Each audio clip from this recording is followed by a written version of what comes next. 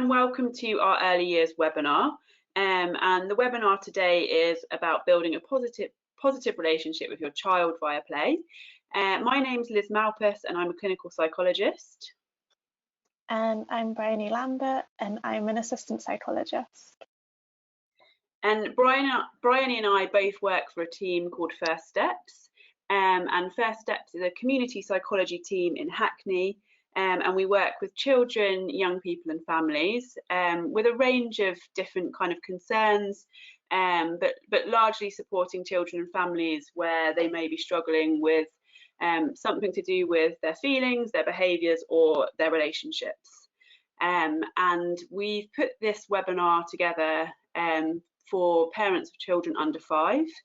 And there's going to be two webinars that are related. The first one's going to be about play, and the second one is about understanding and managing behaviour. And we've put the workshops together for any parents with children under 5. So they're quite kind of generic, general workshops with ideas that would be relevant to anybody with a child under 5. And the reason that we've chosen these topics is because we know that play is very important to children under 5, and it's a kind of building block for us to think about understanding emotions and behaviour, which will be our second workshop. So we hope that you enjoy the webinar today.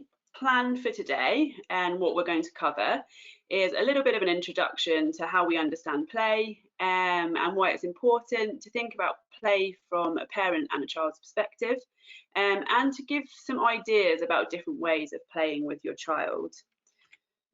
So this is the Solihull Approach, and when we're putting these webinars together, this is the approach that we're going to be using to think about both play and understanding children's feelings and behaviour. And the Solihull Approach has 3 interrelated ideas, so containment, reciprocity and behaviour management. And I'm going to talk to you really briefly about each and how they relate to play. So the idea of containment relates to how we understand, recognise and respond to our children's feelings, so to their emotions. And if we are offering our children containment, or the idea of containment, it speaks to how we might kind of tune in and recognise our children's emotional communication, so what they're feeling. And if we're receiving those communications in a way that's containing, we will be able to help our child to kind of make sense of their feeling. But we will also receive their feeling or their distress, and we will hold it for them. We will sit with them with the feeling. So the idea of containment is that we wouldn't kind of be reactive or respond to our child's distress or feeling with our own kind of distress. And if we're able to do that, then we're able to kind of understand and respond to our children's emotions in a containing way. And what we know is that if we can respond in a containing way, which we will be able to do some of the time but not all of the time, then this can be really helpful for supporting our children's emotional development, and can be really key to kind of managing behaviour, and also really key to relationship development. So that's the kind of first idea. And then we have reciprocity, which again is an interrelated idea, and to kind of explain it simply, reciprocity is the process of us tuning in, so really recognising our children's kind of emotional experiences, but also their communication. So how are they communicating to us that they want to have a communication with us? How are they initiating that with us? And reciprocity is the process of tuning into how our child might be trying to initiate a communication with us, and then working through that communication and ending it by responding to our child's communication that they're ready to end it. Now, just to give you a couple of examples, I think it's quite hard to get your head around that idea. I'll give 2 examples. So if we think about a baby, so really young kind of newborn, An example of reciprocity might be when we pick up on our child's cues that they're hungry. So they won't be able to use their words to tell us that. And so we might become quite tuned in to their non-verbal communication that they're ready to have something to eat. And then normally we would respond to that. And we would feed them.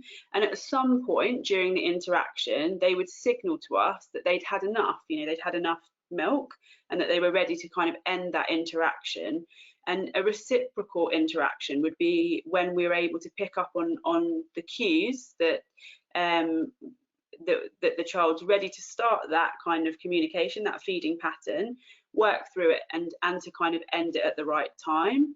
I guess to give another example with a child that's maybe a little bit older, if you can imagine playing with your child, maybe chasing them or tickling them, it might be that you pick up from them kind of a non-verbal cue that they're really enjoying that interaction, they're really liking it, they're getting excited, and you're having fun together. But at some point, that excitement might kind of tip into becoming a bit too much, and they'll be ready for you to sort of stop doing that. And reciprocal kind of communication would be when you notice that they're ready to end the interaction, and then you kind of terminate it. So those are a couple of examples of reciprocity, and I hope that the idea makes sense. Now, what we know is that containment and reciprocity, that if we're able to kind of do these things, that often it really supports behaviour management. But the way that we think about behaviour management using the Solihull approach, again, kind of put simply, is that we understand that behaviours are communication. So it's always kind of trying to let us know something. And we also understand that behaviour is learnt, and therefore behaviour can be kind of unlearnt. So these are the kind of core Solihull ideas. And the reason that we're talking about them as part of this webinar is that play is a really great opportunity to be able to do some of these things. So to be able to think about containing your child's emotion during play, to have reciprocal interactions with them. And also what we know is that if you can play with your child in a particular way for a small amount of time each day, that it can really help with behaviour management. So we're bringing these ideas because we feel they're really relevant to kind of playing with your child. And we've got a bit of a visual description of containment here, which I hope kind of might bring it to life a bit more. So if you look at the first picture, this is an example of a parent who has, I guess, is being able to contain their child's emotions. So their child's distressed or they're having a particular feeling, and the parent is able to kind of hold that feeling for their child. So to take that feeling for their child. And what that does is it helps the child to be able to kind of think again, maybe to be able to problem solve. While they've got that kind of overwhelming feeling, they're not able to do that. They're not able to kind of think. But when we kind of take and hold that for them, it restores their capacity to be able to think and problem solve. On the other side, so sorry, on the right hand side, we've got a parent with a kind of red head. They're really full up with quite lots of different things, and I guess this might be quite representative of how a lot of parents are feeling at the moment. Heads might be very full up, but what we know is that if parents are kind of really full up, that containment can be a lot harder. And sometimes what can happen is that our child, our baby or our toddler might have might be overwhelmed, might be distressed, and if we're really full up, we might kind of receive the emotion, but we can't tolerate it, so we kind of respond and give it back to the child. And often what will happen is that might escalate the distress or the emotion that the child's feeling. I guess I want to make it really clear that we know that people can't offer their child containment all of the time, that's not possible. But we're talking about containment today because we think that people can do it some of the time, and that play can be a really nice way to do some of this. Also kind of key to the Solihull approach is these 3 key questions. And again, I'm going to talk through them, and then I'm going to think about how play might help you to answer these questions. And when we use these questions in the Solihull approach to help us to understand, I guess, to understand why our child might be feeling a particular way, why they might be behaving a particular way, why something might be kind of going on for them that we don't quite understand. And the first question is, where are they at in terms of their age and their developmental stage? So what are they trying to negotiate at the moment? What are they trying to work out? Are they trying to learn to crawl, feed themselves? Are they trying to kind of learn to sleep by themselves? Are they, you know, a toddler who's in that stage where they're trying to negotiate being a bit more grown up but still wanting to be babied? And how, if we can make sense of where they're at and what they're trying to negotiate, sometimes it can give us a real insight into why they might be feeling or behaving in a particular way. The second question, which is also really important, is have there been any kind of changes or transitions in your life recently? And what we know is that for under fives, it could be a big change, but it could also be a really small change that can really impact on kind of how they're doing. And so we'd ask parents to think, what has been going on recently for them? Have there been any changes? And then lastly, and really importantly, how well can your child communicate his or her needs to you? And what we know is that if children are more able to communicate their needs, then they're likely to kind of be feeling and behaving very differently to when they can't communicate their needs. And the reason that we've brought these questions today and how they're related to play is that play can be a really important window into understanding some of these things. So often in terms of age and developmental stage, you might see your child kind of playing out the things they're trying to learn in their play.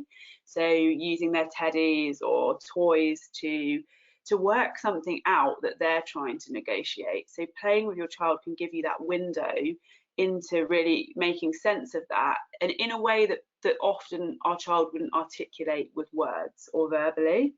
And that's the same for changes. Again, if you really kind of observe and watch your child play, you might see that they play something out which gives you a bit of information about things that are important to them, that might include changes that have taken place recently. And I guess kind of observing their play is a method of being able to understand where your child's at, and therefore to be able to kind of communicate with them in a slightly different way.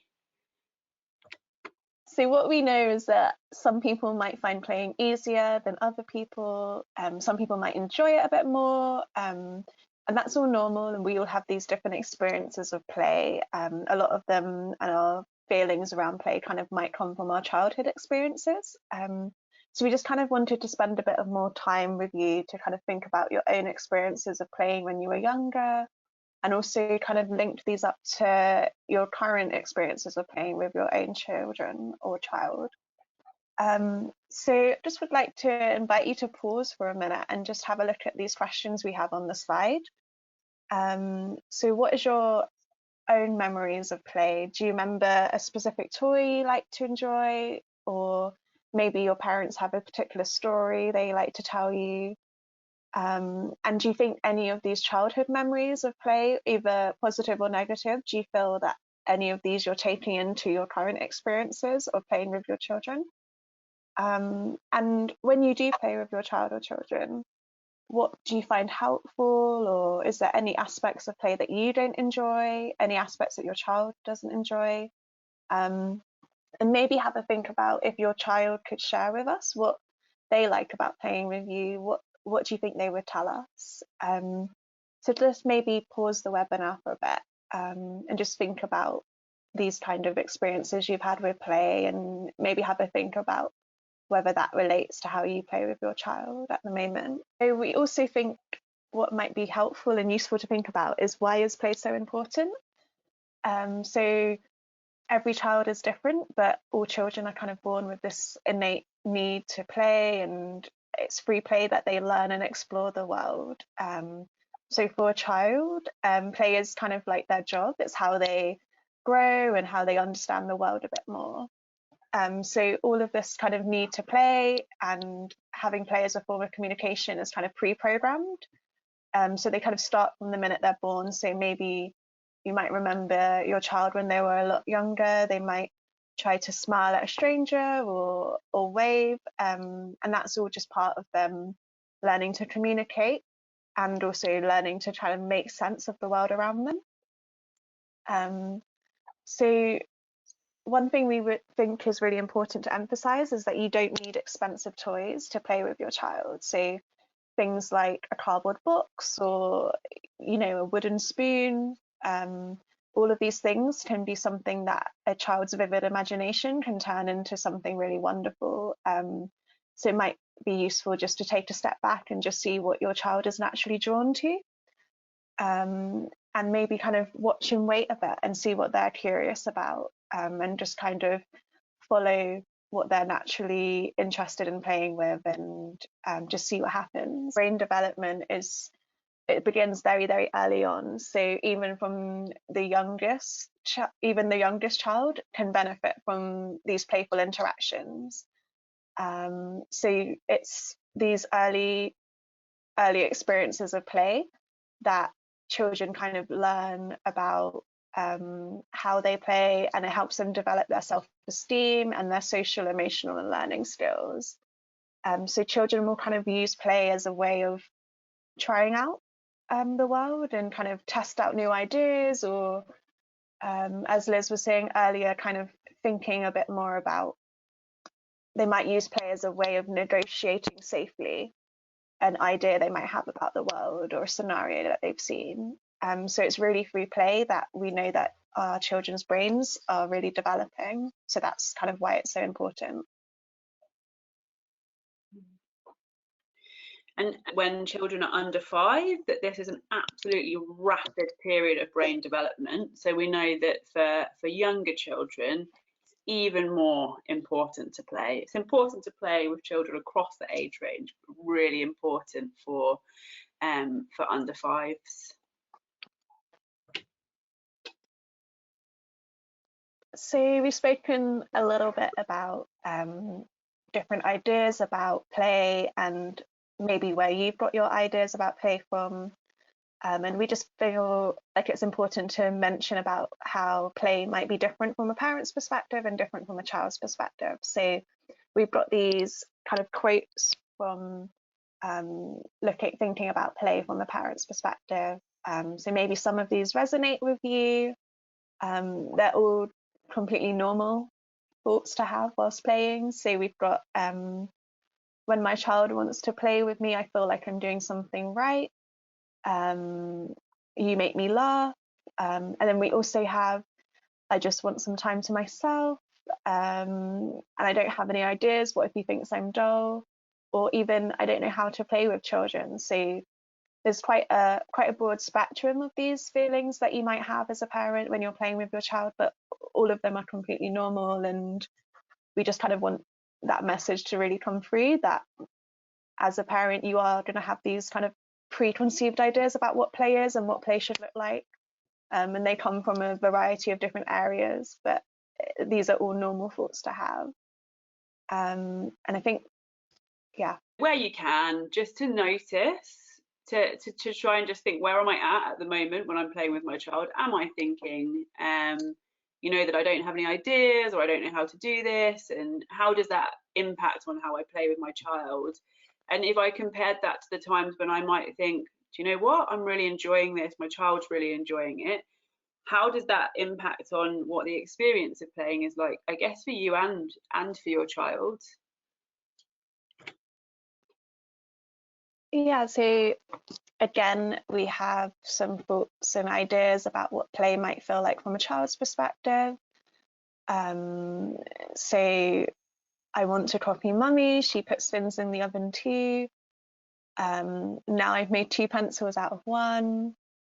I'm not as good as she is. And then how come it's time to stop? We're having fun.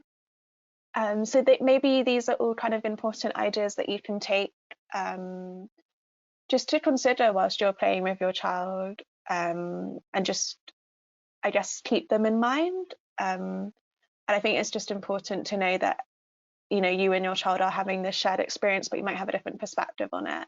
And none of these are good or bad, they're just perspectives of the same thing. So it's kind of maybe helpful in terms of communicating with your child, just to have a think about how they're viewing things and how they view play with you. Mm-hmm. And sometimes a nice way to do it is if if you're playing, if your child had a speech bubble above their head when you were playing, what would be in it? What would they kind of, be saying or thinking about this experience?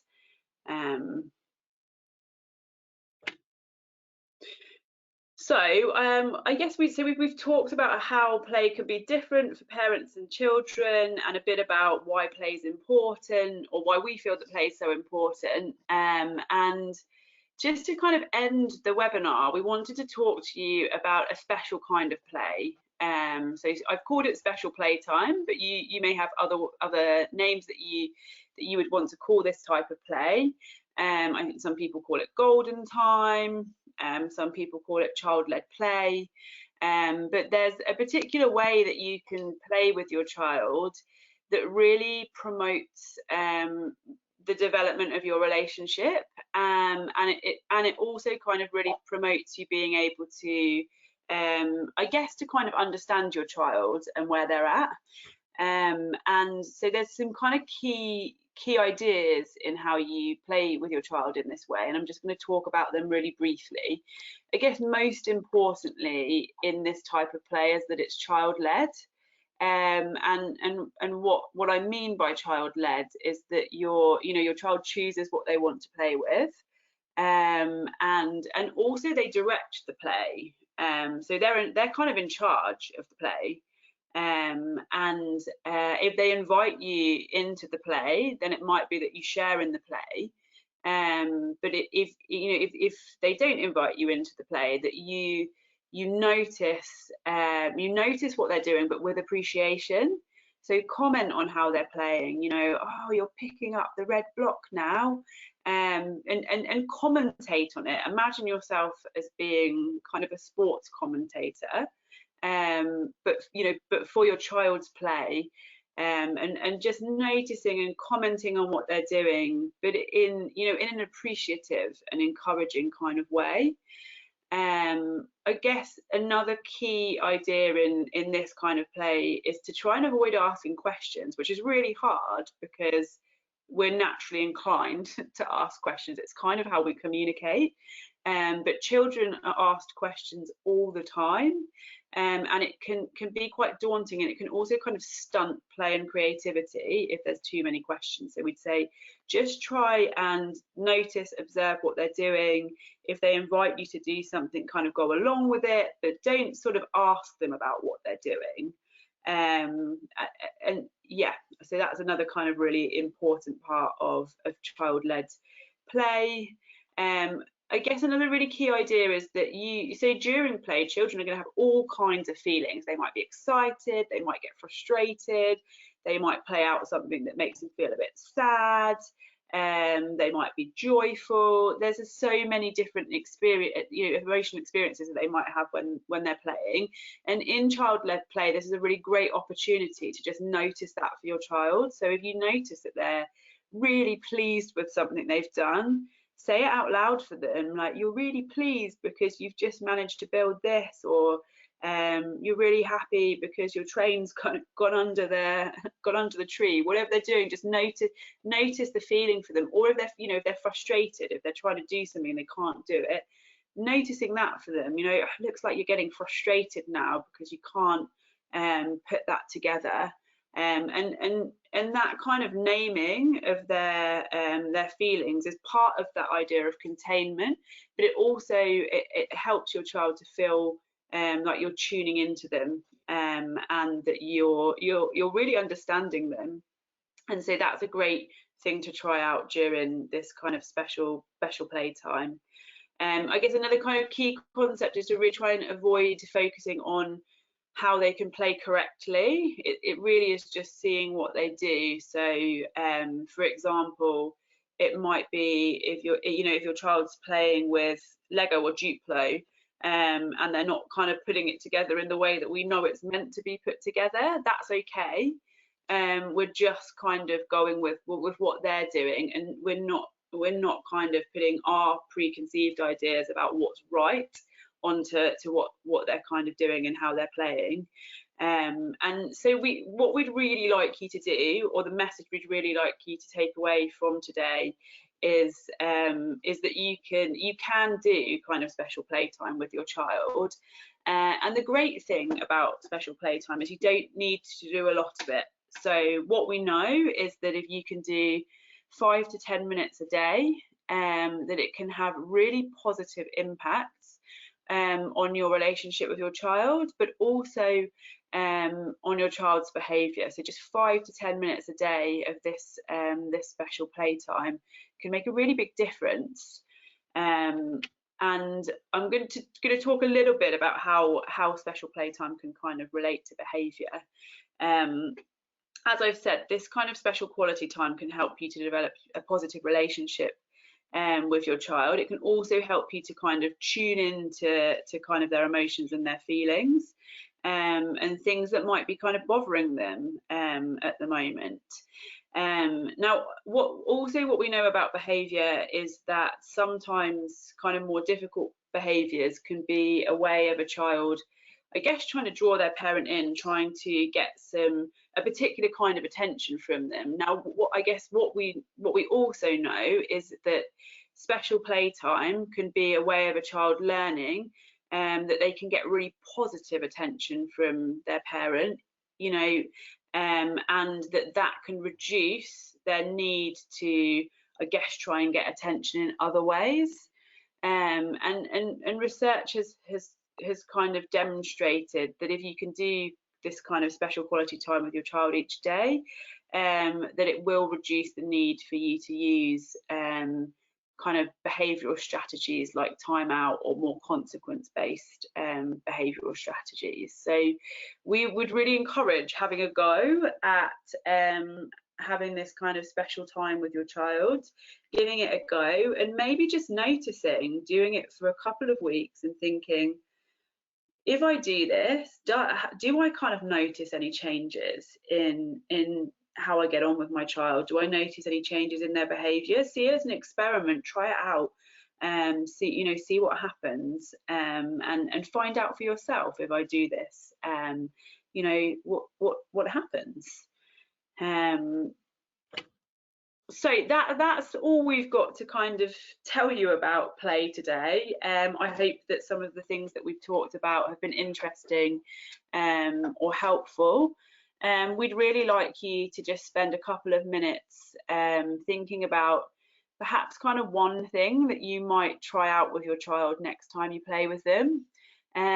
One thing that you might take away from listening to the webinar today. And also, we just want to say a really big thank you for taking the time. If you've got this far, you've obviously seen the whole of the webinar. So thank you for sticking with it and listening. And hopefully there was something helpful in there that you can take away. We do have a kind of a second webinar that will be a follow-on from this and will be about understanding and managing behaviour, and if you're interested in that, then please do look on our website, and you should see it there, or get in touch and we can get that to you. Okay, thank you. Thank you.